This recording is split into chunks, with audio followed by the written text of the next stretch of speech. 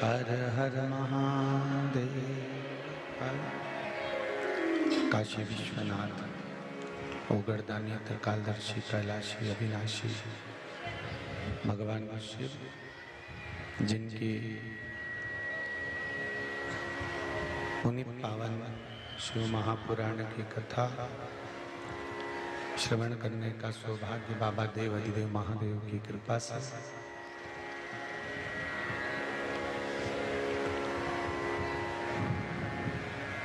अपन सभी को प्राप्त हुआ है। भगवान भूत भावन भूतेश्वर भगवान शंकर, जिनकी करुणा, दया, उदारता जो संपूर्ण विश्व का कल्याण करने वाली है,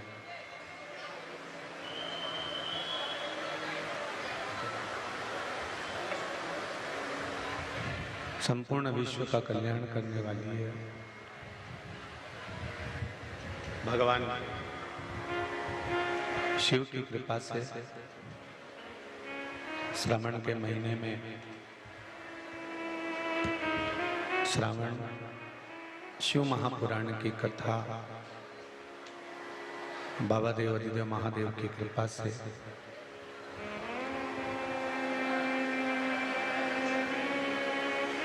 बाबा कुबेरेश्वर के इस पावन प्रागण्य से अपन श्रवण कर रहे हैं। बड़े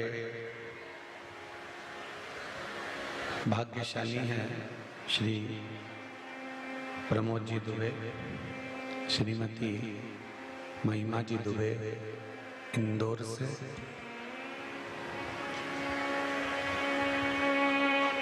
जो इस पावन शिव महापुराण कथा के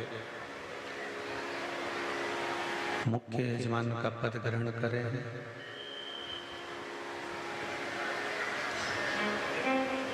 कहीं पूर्वजों का आशीर्वाद, कृपा, दया, उदारता जो श्रावण के महीने में ऑनलाइन शिव महापुराण की कथा करवा रहे हैं। द्वितीय मुख्य यजमान के रूप में श्रीमती कल्पना, श्री रामकिशोर जी बोरवन बैतूल से हैं। बाबा देव अधिदेव महादेव की बड़ी करुणा, उदारता और अपने पूर्वजों का पुण्यमय आशीर्वाद दोनों यजमानों पर प्राप्त है। शिव कृपा से, दया से ये पावन शिव महापुराण की कथा सुनने का सौभाग्य मिला है। माउंट टापू में विराजमान सुमित्राबाई सोलंकी जी, जो नित्य शिव भक्ति में ही डूबी रहती हैं,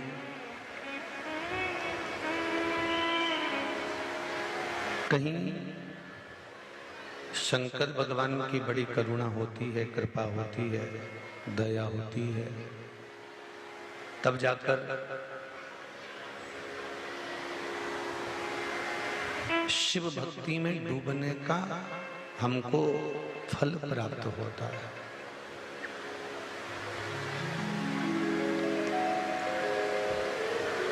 आप रोज प्रयास करें, रोज विचार करें, रोज जाने का मन बनाएं, तो भी आप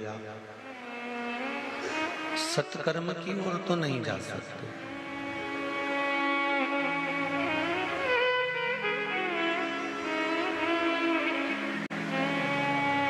सत्कर्म की ओर जब जब बढ़ोगे, तब कोई ना कोई अड़चन उत्पन्न हो सकती है।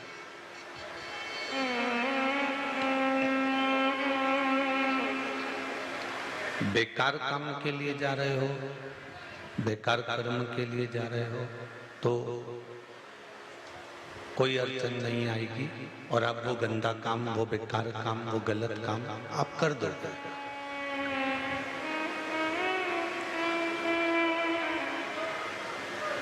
भजन, कीर्तन, स्मरण, मंत्र जाप, भगवान का पूजन, इसमें अड़चन आने का एक कारण है कि आपका जो पाप है वो इतना बलवान हो जाता है कि वो चाहता है कि ये आगे बढ़कर और पाप करना करे।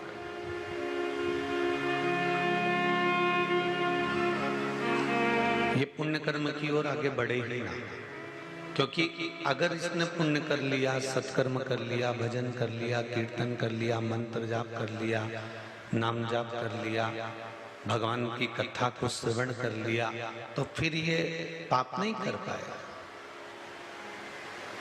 एक बात आपको पहले भी कथा में कही, पाप थोड़ी देर का होता है और भुगतना बहुत पड़ता है। गुस्सा आया, चक्कू उठाया, किसी को मार दिया, वो मर गया। कितनी देरी लगी उस पाप को करने में? मात्र 2-4 मिनट से ज्यादा, 15 मिनट से ज्यादा नहीं लगी।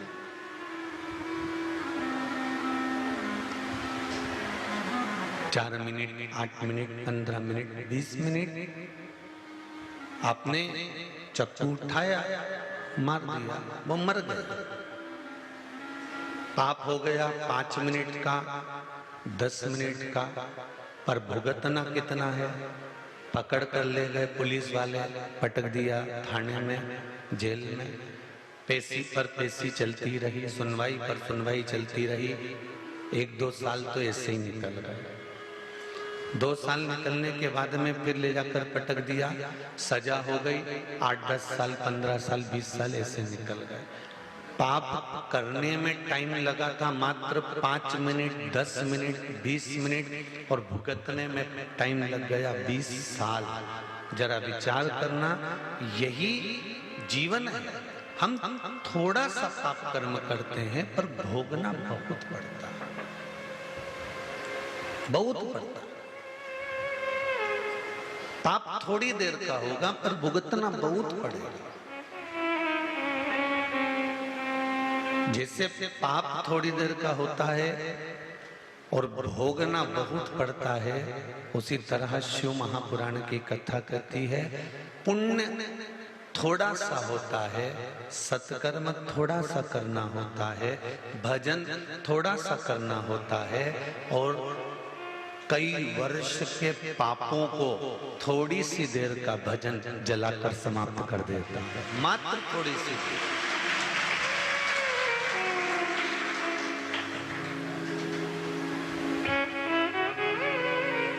आज यहाँ से 12-15 किलोमीटर दूरी पर अमलाय गांव है। अमलाय गांव से कई माताएं पैदल जल कांवड़ ध्वजा लेकर, उनकी कामना पूरी हुई। बाबा की कृपा से लगभग 60-70 में माताएं ढोल और बाजे के साथ नाचती, घूमती, आनंद करती बाबा के चरणों में पहुंची, बाबा के चरणों में आई। उनके हृदय पर, उनके चित्त पर, उनके स्वरूप पर, उनके चेहरे पर एक अलग मस्ती थी। आप लोग अगर यहाँ होंगे उस समय पर तो आपने देखा होगा, अलग मस्ती।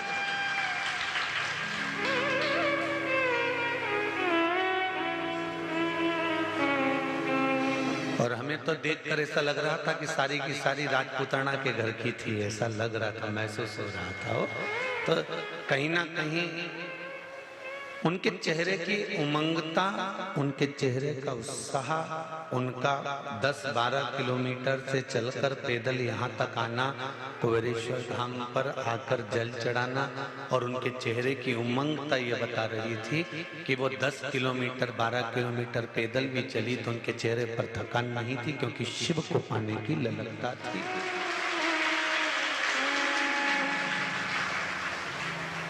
और जितने कदम चलकर ये कुबेरेश्वर धाम तक पहुंची हैं, हम तो कहेंगे उतने कदम इनको पेन और कॉपी से लिख भी लेना चाहिए। शिव महापुराण की कथा कहती है कि जितने कदम चलकर हम भगवान के चरणारविंद तक पहुंचते हैं, जिंदगी के उतने अश्वमेध यज्ञ हम कर लेते हैं, उतने अश्वमेध यज्ञ हम करते हैं।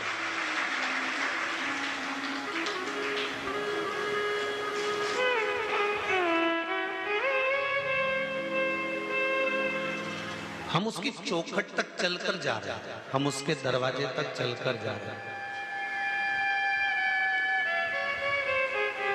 कुछ थोड़ी देर का किया गया पाप हमारे 20-25 साल नष्ट कर देता है, हमको बार बार तकलीफ भोगना पड़ती है। और थोड़ी सी देर का किया गया पुण्य ना जाने कितने वर्षों के पाप को समाप्त कर देता है। इसलिए भगवान शंकर के धाम पर जाना, शिव के चरणारविंद पर जाना, भगवान की भक्ति में जाना, उनके स्मरण में जाना, उन पर एक लोटा जल समर्पित करना, ये हमारे पूर्व के किए गए पापों को नष्ट करने का एक फल है, स्वरूप प्रागट्य भाव है। कई लोग यहाँ पुण्य कमाने आते हैं तीर्थों में, कई लोग पाप कमाने आते हैं। कल भी ना जाने कहां की चोटायानों आ गई थी, ना जाने कितनों की चेन और मंगलसूत्र चले गए थे।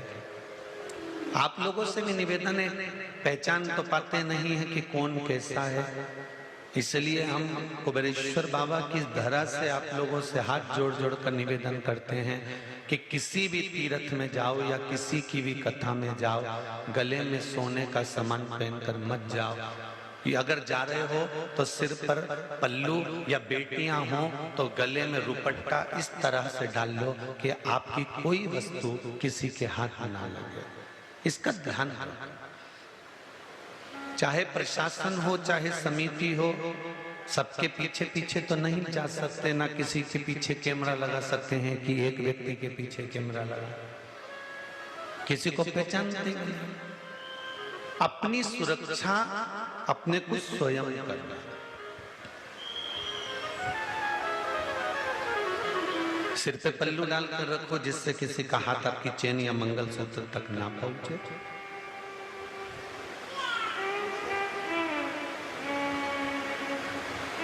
सब आते हैं बाबा के लिए, कोई अच्छा आएगा तो कोई बुरा आएगा, सबका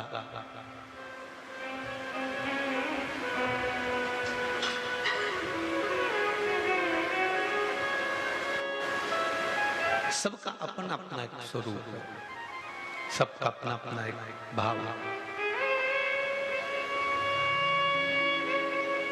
आप थोड़ा सा पुण्य करने के लिए जब आगे बढ़े तो ये निश्चित है उस पुण्य का फल प्रबल होगा, और उस पुण्य के फल के अनुसार आपका पूर्व का किया गया पाप क्षीण होगा।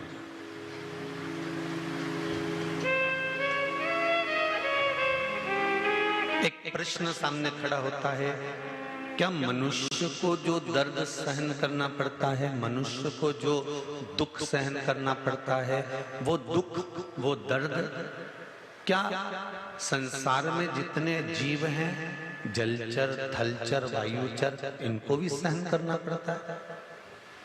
तो एक बात पहले तो अच्छे से समझ लो, जैसे आपके और हमारे हृदय के अंदर जो आत्मा है, जो मन है, जो चित्त है, जो वृत्ति है, जो जीव, जो मन, जो वायु हमारे भीतर है, आत्मा मन हमारे भीतर है, वैसा की वैसा ही मन, वैसी की वैसी आत्मा।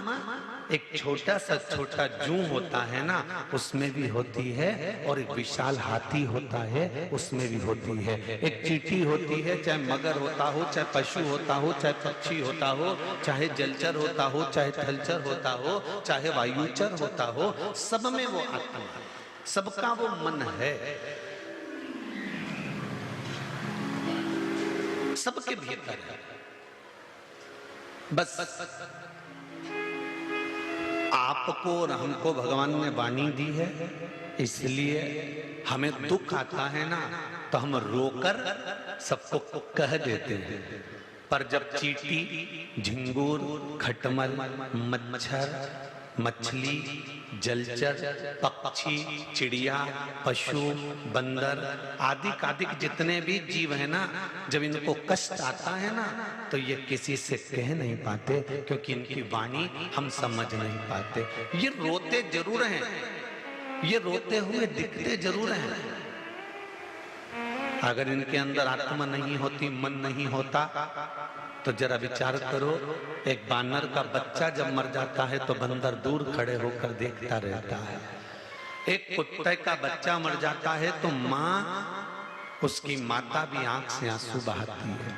एक हिरण का बच्चा भी मर जाता है तो हिरण भी आंख से आंसू बहाता है। एक हाथी का बच्चा पानी में फंस जाता है तो हाथी चिंगाड़ कर उसको बाहर निकालने का प्रयास करता है। एक मछली का छोटा सा बच्चा भी अगर मरता है तो मछली की आंख में आंसू बह जाता है।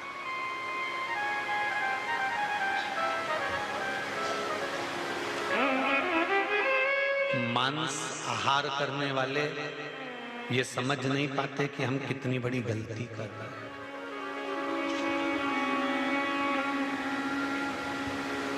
मांसाहार करने वाले ये नहीं जान पाते कि हमने कितनी बड़ी गलती करी है। ये गलती का भोग कब भोगते हैं? जब ये अगला योनि में जन्म लेते हैं। 84 लाख योनियों में जो मांस खाने वाले रहते हैं ना, इसमें जो मांस भक्षण करने वाले होते हैं, मांस खाने वाले होते हैं, इनको मादा बिच्छू का जन्म मिलता है। कौन सा? जम के बोलिए जरा। मादा बिच्छू। मादा बिच्छू कैसी होती है? अपने बच्चे को जन्म देती है।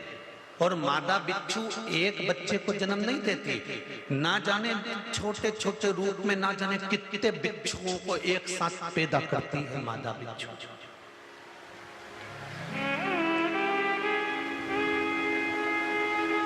और मादा बिच्छू सैकड़ों बच्चों को जन्म देती है, बच्चे पैदा होते हैं, मादा बिच्छू के ऊपर चढ़ जाते हैं और अपनी उस मादा बिच्छू को नोच नोच कर खाते हैं। कब तक? जब तक उस मादा बिच्छू के प्राण नहीं चले जाते, केवल कंकाल रह जाता है और मांस पूरा समाप्त हो जाता है। तब तक नोचते हैं वो। मादा बिच्छू तड़पती है, खूब चिल्लाती है, रोती है वो अपनी भाषा में, क्योंकि ये एक दिन का नहीं होता कि एक दिन तक बच्चे अपनी मां को खाते हैं। कहते हैं 2.5 महीने तक मादा बिच्छू को नोच नोच कर खाते हैं बच्चे, और वह मादा बिच्छू का मांस उखड़ उखड़ जाता है, केवल एक हड्डी का कंकाल रह जाता है। और जब प्राण छूटते हैं तो वो मादा बिच्छू भी भगवान शंकर से कहती है कि मुझे क्षमा कर दो, अब जिंदगी में कभी मांसाहार नहीं करूंगी। कभी अगला जन्म मिल गया मनुष्य का तो मैं मांस का आहार नहीं करूंगा। क्यों? क्योंकि ये जिनका जिनका मैंने मांस खाया है वो बिच्छू का जन्म लेकर मुझे नोच नोच कर खाते हैं, मुझे नोच। तुम्हारी जिह्वा का थोड़ा सा सुख, तुम्हारी जिह्वा का थोड़ा सा आनंद, एक जीव को मार देने का तुम्हारा थोड़ा सा सुख तुम्हारी जिंदगी को ना जाने कितनी लाख योनियों में भटका देता है और तुम्हारे जीवन को नष्ट कर देता है। श्रावण के महीने में एक संकल्प ले लो कि चाहे जिंदगी में कुछ भी हो जाए पर मांस का भक्षण नहीं करूंगी, जिंदगी में कभी कोई जीव का मैं मांस नहीं खाऊंगी, किसी जीव को कष्ट हो ऐसा भान मेरे जीवन में ना हो, क्योंकि 84 लाख योनियों में केवल एक मनुष्य की देह सी है जिसमें हम रोकर अपने दुखड़े किसी से कह सकते हैं। पर बिच्छू जो माता बिच्छू है उसको कितना कष्ट हो रहा है वो किसी से कह सकती है? किसको बोले? किसी ने पत्थर फेंक कर कुत्ते को मार दिया, उसकी टांग में लग गई, वो कितना लंगड़ा के चल रहा है। तुम्हारे पांव में लग जाए तो तुम पट्टा बांध लोगे, तुम्हारे पांव में लग जाए तो तुम डॉक्टर को दिखाकर दवाइयां ले लोगे, पर वो कुत्ते के पांव में लग गया, वो कितने दिन तक लंगड़ा कर चलेगा, कैसे चलेगा ये वो जानता है, कैसे खाएगा वो जानता है, एकांत में बैठकर कितना रोएगा ये वो जानता है।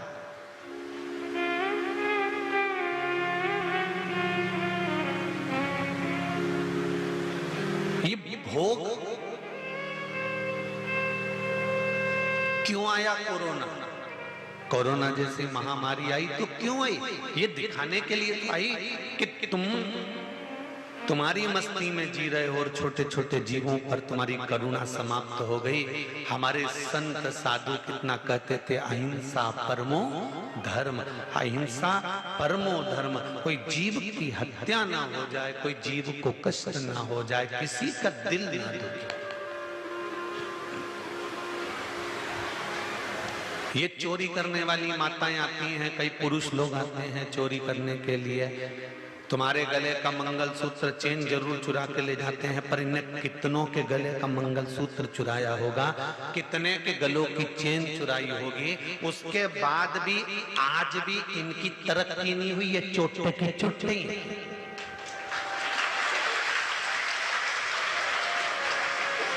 जिसकी चोरी चली गई 2 साल में उसके गले में वापिस चेन आ गई, जिसकी चोरी चली गई उसके गले में वापिस 2-4 महीने में, 8 महीने में मंगलसूत्र आ गया, जिसकी चोरी चली गई उसकी तो गाड़ी वापिस आ गई, जिसकी चोरी चली गई उसका तो पर्स वापिस पैसे से भरा गया, जिसकी चोरी चली गई उसकी तो नई चप्पल वापिस आ गई, जिसकी चोरी चली गई उसका तो बैग वापिस आ गया। पर जो चोरी करने वाले हैं, जिन्होंने कहीं उज्जैन में जाकर, कहीं कुंभ में जाकर, कहीं हरिद्वार में जाकर, कहीं यहाँ कुबेरेश्वर पर आकर, कहीं काशी में जाकर ये चोरी करते रहे, और आज भी इतनी चोरी करने के बाद, इतनी चेन इकट्ठी होने के बाद, इतने मंगलसूत्र इकट्ठे होने के बाद भी ये इनकी सफलता नहीं हुई, इनके बंगले और गाड़ी नहीं बने, ये चोटे के चोटे ही रहे, इनकी सफलता इनको नहीं लगी।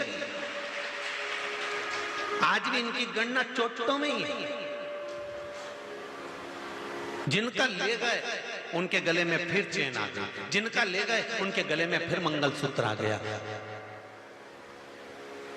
कई लोग रोते हैं, कई लोग यहाँ पर आकर कहते हैं बताओ हमारी चेन चली गई, तो हम तो उनसे कहते हैं हमने मना करा था मत पहन कर आओ, और अगर पहन कर आयो और कोई लेकर चले गया तो ये सोच लेना कि वो लेकर गया है, उसकी तरक्की नहीं होगी, पर तेरे गले से अगर गई है तो तेरे गले में वापिस बाबा देव महादेव पहुंचा देगा, ये निश्चित है।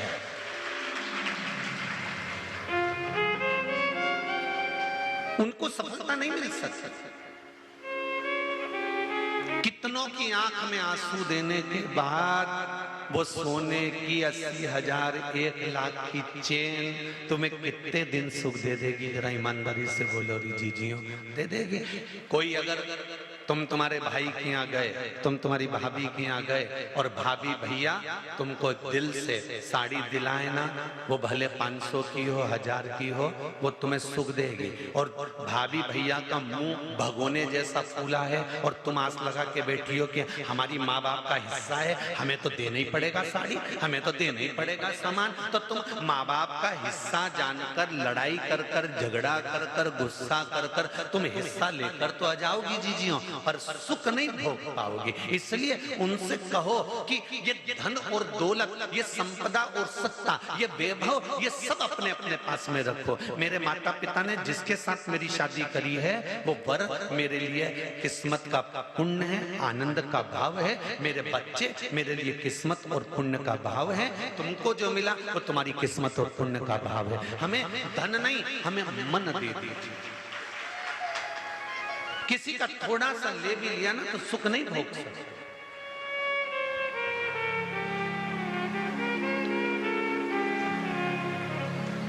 सुख का स्मरण नहीं कर पाओगे।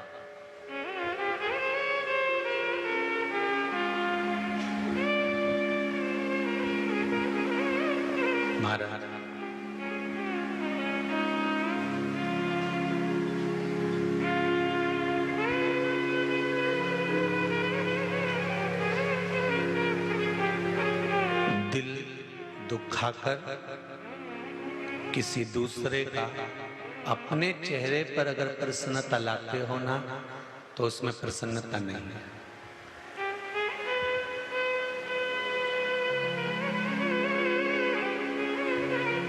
हम हमेशा कहते रहे, आज फिर कह रहे हैं,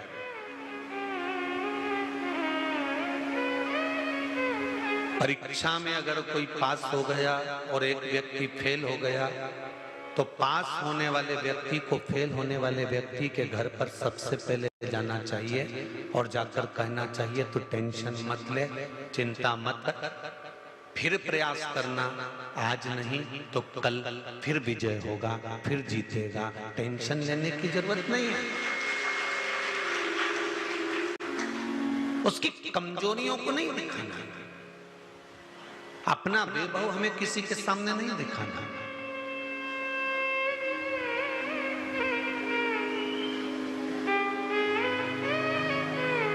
सुख दोगे सुख मिलेगा, दुख दोगे दुख मिलेगा,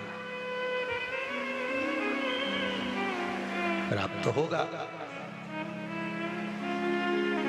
मनुष्य को जैसी पीड़ा होती है, ऐसी की ऐसी पीड़ा पशु और पक्षी को भी होती है।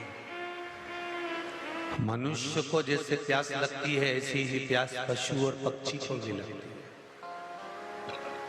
मनुष्य को जैसे भूख लगती है, ऐसी भूख पशु और पक्षी को भी लगती है। मनुष्य को जो दुख होता है, पीड़ा होती है, वो कह सकता है, पर पशु पक्षी किसी को कह नहीं सकते। अंदर अंदर रोते हैं, बिलखते हैं, तड़पते हैं, बिलखते तड़पते हैं।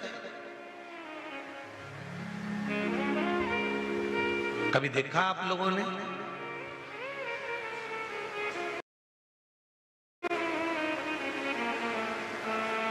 तुम्हारे घर में चूहा मर जाता था, चूहा मर गया, चूहा मरने के बाद में बहुत दिन तक पड़ा रहता है, तो उसमें इल्लियां पड़ना चालू हो जाती हैं। बोलो सही है कि गलत है? वो इल्लियां चूहे के मांस को रोंदती है। बोलो सत्य है कि गलत है? उन इल्लियों का भोजन क्या है? वो चूहा जो सड़ रहा है, पड़ा हुआ है, उसके मांस को नोचना।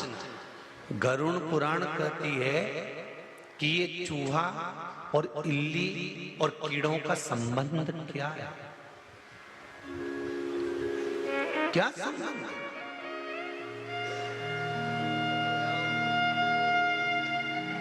इनका ये क्या संबंध? शिव पुराण, गरुड़ पुराण कहती है, श्रीमद् भागवत कथा कहती है कि इस चूहे ने दूसरे के घर में प्रवेश कर कर दूसरे के अन्न को चुराकर खा लिया। जिसके घर में प्रवेश कर कर जिसके अन्न को चुराया है, उसके घर का ही कोई जीव पूर्व समय के भोग को भुगताने के लिए, कर्म के दंड को लेने के लिए इसी चूहे को नोच नोच कर खाता है। वो इल्ली के रूप में, वो कीट के रूप में, वो जीव के रूप में। मत बुरे कर्म कर बंदे, वरना पछताएगा, भगवान की आंखों से तू बच नहीं पाएगा, तू बच नहीं पाएगा।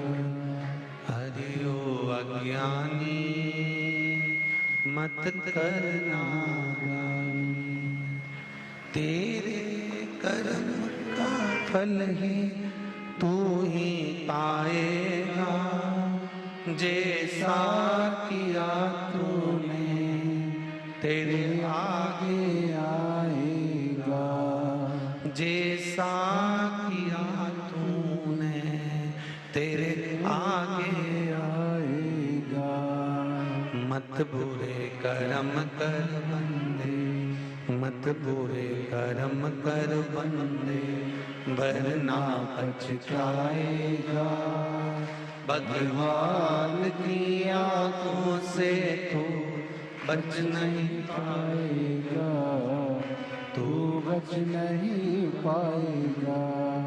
अरे ओ अज्ञानी मत करना नादानी, अरे ओ अज्ञानी मत करना।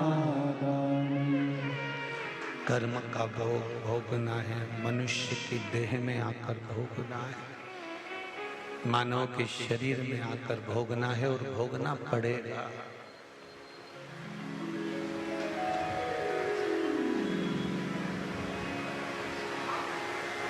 अभी भी दुख की कमी है क्या? अरे बोलो तो। मानव का शरीर मिला है, ये दुख भोगने के लिए ही मिला है और भगवान का भजन करने के लिए ही मिला है। ये शरीर मिलने का कारण ही दो है, भजन करो और दुख भोगो।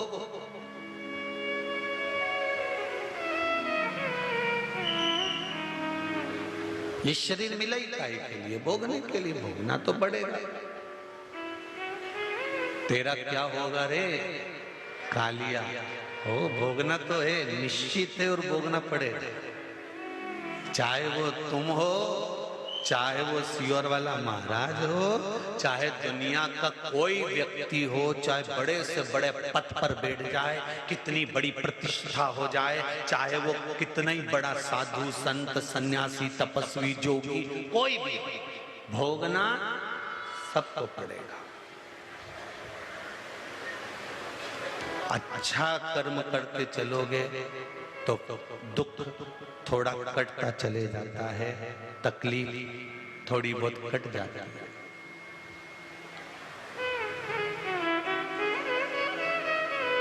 धन धन धन धन धन धन के चक्कर में एक दिन हो जाता है निधन। क्या हो जाता है? निधन। धन। अब मरने वाले व्यक्ति से कोई पूछे कि तुम मर रहे हो, कितना रुपया चाहिए? बोलो कि नी चाहिए। अब निधन, अब धन नी चाहिए, अब निधन, अब धन नी चाहिए। अब तो निधन का समय आ गया, अब धन की महत्वता समाप्त हो गई।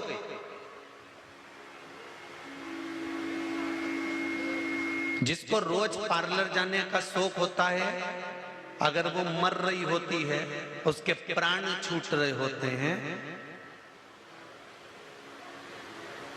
और घर की मौसी की छोरियां कहे जीजी पार्लर वाली को बुला दो,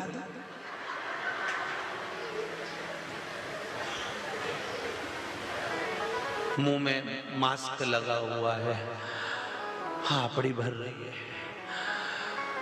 जाने का टाइम हो गया और मौसी की छोरियां कह रही नेहा पार्लर को बुलाऊं कि सुंदर पार्लर को बुलाऊं, गांधी रोड वाले को बुलाऊं कि चरखा लाइट वाले के बुलाऊं कि राजवाड़ा से बुलाऊं, डिजाइन कौन सी कराऊं? वो मरने वाली हापड़ी भरती भरती आंख से आंसू ढाती ढाती कहेगी पार्लर तो रोज गई पर शिव पुराण में नहीं गई, इसलिए हापड़ी लेना पड़ गई।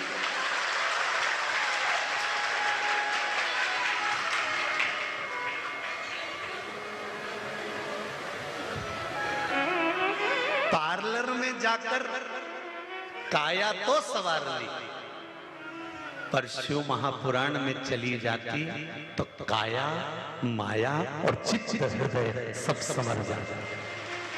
पार्लर गई, काया संवर गई, धागा से डिजाइन भी सीधी सीधी करवाई, उनमें कई दिक्कत नहीं। पार्लर गई, काया संवर गई, उन्हें ककड़ी रख के पोत के बिठा भी दिया, बैठी।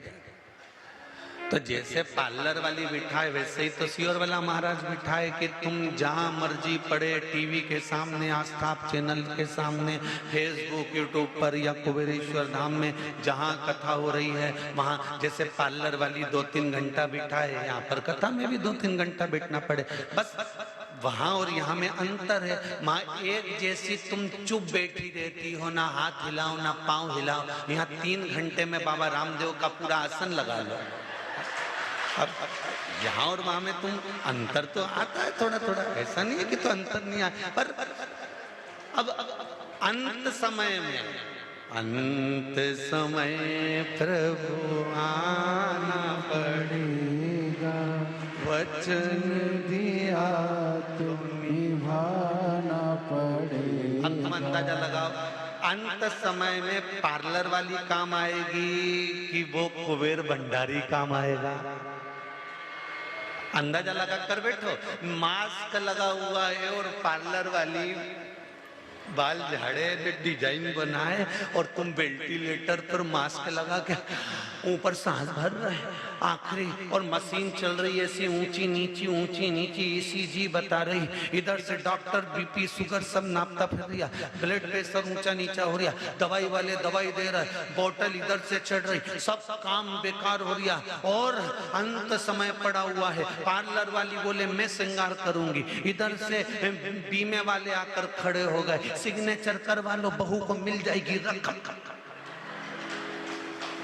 मरने वाले से पूछ लो अलमारी की चाबी कहां धरी है, वो भी पता कर लो। अंत समय चल रहा होगा, सब अपना अपना मतलब निकाल रहे होंगे, उस मतलब की घड़ी में कोई तुम्हारा साथ नहीं देगा, सब तैयारी कर रहे होंगे। तुम्हारे मरने से पहले अलमारी में तुम्हारे एक साड़ी को छाट कर रख लिया जाता है कि डोकरी मरेगी तो कौन सी पिनाना है। बोलो री जी सही बात है कि गलत है?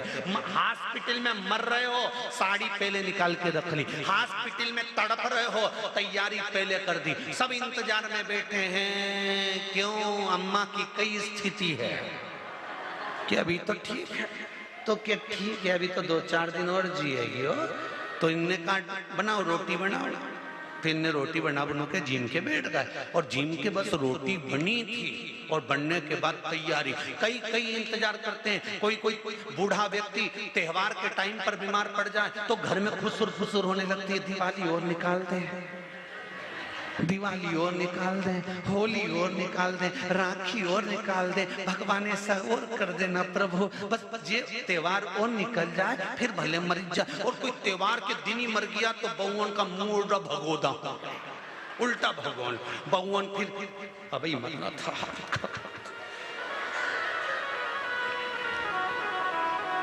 अब तो कहीं जा भी नहीं सकते। मैंने तो पार्लर बुक करा था, तो क्या करे? ये कथा किसी दूसरे की नहीं है, ये कथा तुम्हारी और हमारी है। सब अपना अपना उल्लू सीधा करने के लिए, सब अपना अपना मतलब सीधा करने के लिए अंत समय में सब अपना मतलब सीधा कर रहे होंगे। उस समय पर इस कुबेरेश्वर धाम में हुई श्रावण शिव महापुराण को याद करना।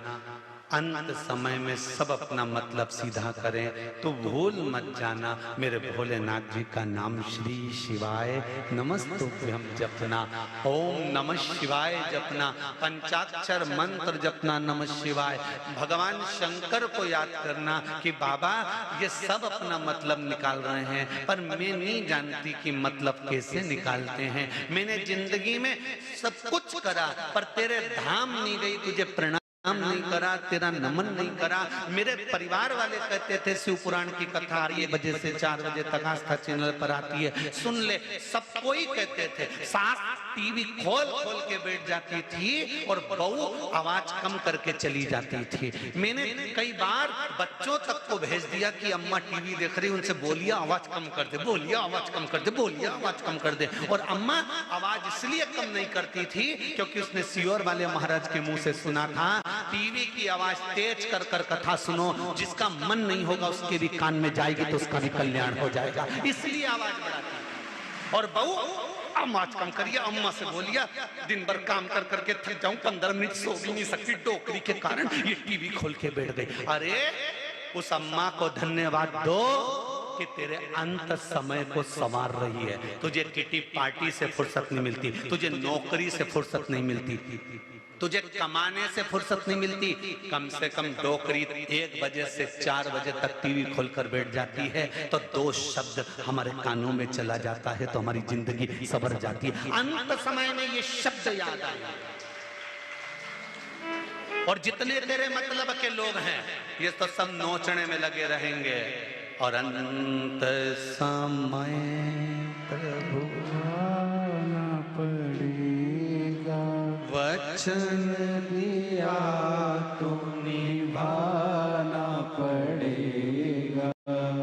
आए ना आए प्रभु कुटुंब कबीला, अंत समय प्रभु आना पड़ेगा। आपका किया गया पुण्य आपके सामने आएगा।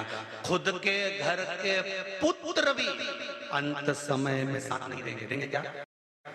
अरे बोलो तो नहीं। अगर दे दे तो बात दूसरी है। तुम मास्क लगा के बेटे हो, बेटी लेकर पड़े हो, आईसीयू में पड़े हो और बेटा तुम्हें देखने आए और तुम उससे कह देना बेटा तू सो जा, मैं आई घूम के पार्लर से। हो सकेगा? नहीं। भोगना खुद को पड़ेगा।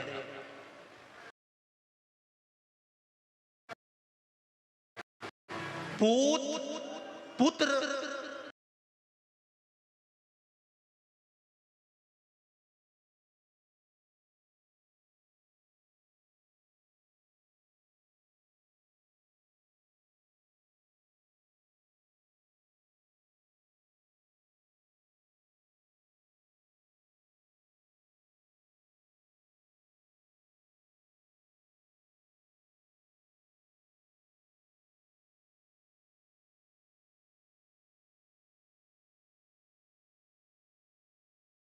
एक चावल का दाना जो तुमने शंकर जी को चढ़ाया, एक बेलपत्र जो तुमने शिव जी को चढ़ाई, शिव नाम श्री शिवाय नमस्तुभ्यं, ओम नमः शिवाय, नमः शिवाय, महामृत्युंजय मंत्र का गुणगान करा। जो तुम भजन करे हो अंत समय में वो तुम्हारे सामने होगा। पुत्र पूत तुम्हारा साथ नहीं देगा, पर तुम्हारा करा गया पुण्य, तुम्हारा किया गया सत्कर्म, तुम्हारा किया गया भजन तुम्हारा साथ देगा।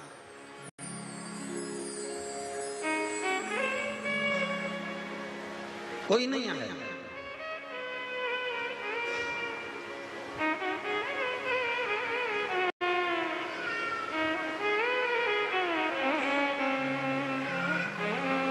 अंत समय महाराज कोई मैंने तेरे ही भरोसे, ओ बाबा तेरे ही भरोसे, हवा बिच उड़ती जावांगी, बाबा डोर हटो छठीला में कटी जावांगी, भोले मैं तेरी वतन, ओ बाबा मैं तेरी वतन, हवा बिच उड़ती जावांगी, बाबा डोर हटो छठीला में कटी जावांगी। हम उसके भरोसे पर, पूरा भरोसा उसी का रखो। कई माताएं आकर कहती हैं गुरुजी मेरे बेटी का ब्याह नहीं हो रहा। हम उनसे कहते हैं जिस दिन तुमने ये कहना छोड़ दिया कि मेरी बेटी का ब्याह नहीं हो रहा, उस दिन तुम्हारी बेटी का ब्याह हो जाएगा। तुम ये कहना छोड़ दो कि मेरी बेटी का ब्याह नहीं हो रहा, तुम ये कहना चालू कर दो ये महादेव की छोरी है, महादेव की बेटी है, बस इसका विवाह तो महादेव करेंगे, ब्याह पक्का 3 महीने में पक्का। जब तक तुम अपना कहते रहोगे तब तक महादेव उसको अपनाएंगे नहीं।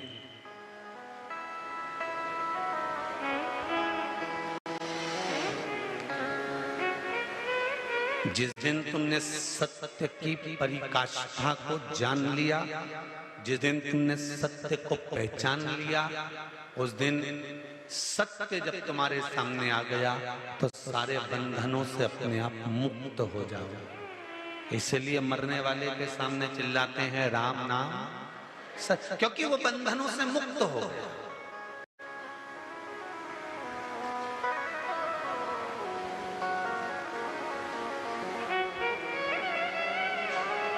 एक सेठ जी थे, वो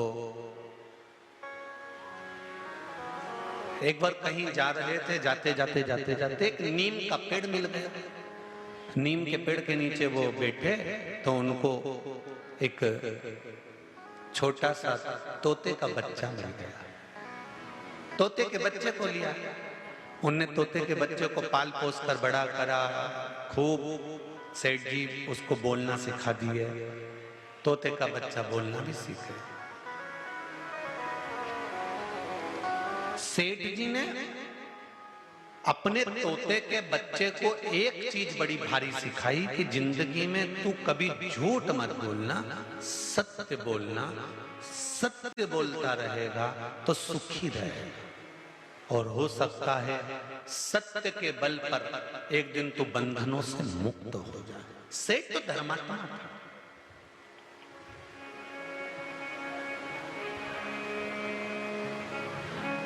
सेठ धर्मात्मा था। तोता सेठ जी के अनुसार चलने लगा, थोड़ा थोड़ा बोलना सीख गया। सेठ जी को 10-10, 15-15 दिन, 20-20 दिन के लिए बाहर जाना पड़ता था। सेठ जी बाहर चले जाते, घर में सेठानी रहती, थोड़ा उसका व्यवहार ठीक नहीं था।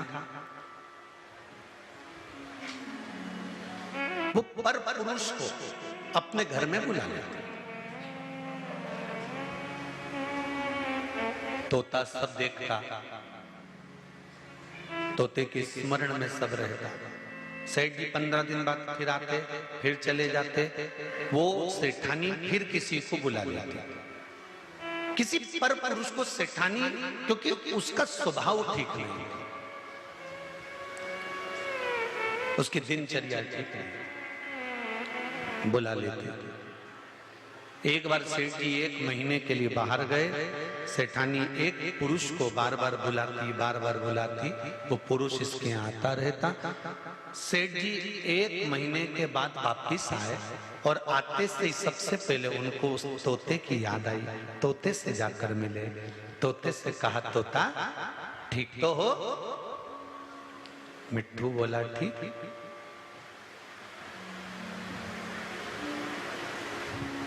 मिट्ठू ने आवाज लगाना चालू करी,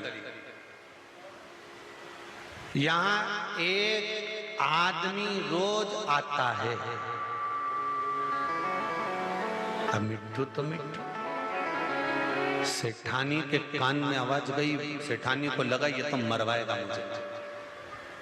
सेठानी ने आवाज लगा कर कहा सुनो, इतनी दूर से आए हो, 1 महीने बाद आए हो, चलो जल्दी रोटी वोटी खाओ। कहाँ तोते के पास बैठे हो जाकर? फिर तोते ने आवाज लगाई, यहाँ तुम्हारे जाने के बाद एक आदमी रोज। सेठ जी सोचे पता नहीं क्यों बोल रहा है। सेठानी को लगा ये तुम अपने को मरवा के मानना। सेठानी को लगा कुछ ऐसा करा जाए कि ये बोलना बंद कर दे। तो सेठानी ने अनार को छीला, उसके दाने निकाल के मिट्ठू को डाले, तोते को डाले। तोता अनार खा गया। सेठ जी फिर बैठे थे, तोते ने फिर बोलना चालू करा, यहाँ एक आदमी रोज आता। फिर सेठानी गई, मिर्ची लाके डाली, मूंगफली का दाना लाके डाली, चना लाके डाली, मिट्ठू सब खा गया। फिर बोला यहाँ एक आदमी। सेठ जी का दिमाग चला कि आखिर ये मिट्ठू ऐसा क्यों बोल रहा है, ये तोता ऐसा क्यों बोल रहा है। सेठानी को लगा 15 दिन से रोज अच्छा अच्छा खाने को दे रही है उसको, एक काम करती उसको धक्का मारना चाहिए। मेरी पोल पट्टी खोलने चला। सेठानी ने 2-3 दिन उसको पानी दिया, खाने को दिया, तो वो भी मिट्ठू बोले यहाँ एक आदमी रोज आता। सेठानी को लगा ये तो मुझे मार कर मानेगा, एक काम करती हूँ, आज इसका पिंजरे का दरवाजा ही खोल देती हूँ, और सेठानी ने पिंजरे का दरवाजा खोला, तोता भाग गया। तोता भागा, अपने परिवार में पहुंच गया। परिवार वालों ने पूछा, तू इतने दिन 14 कितने महीने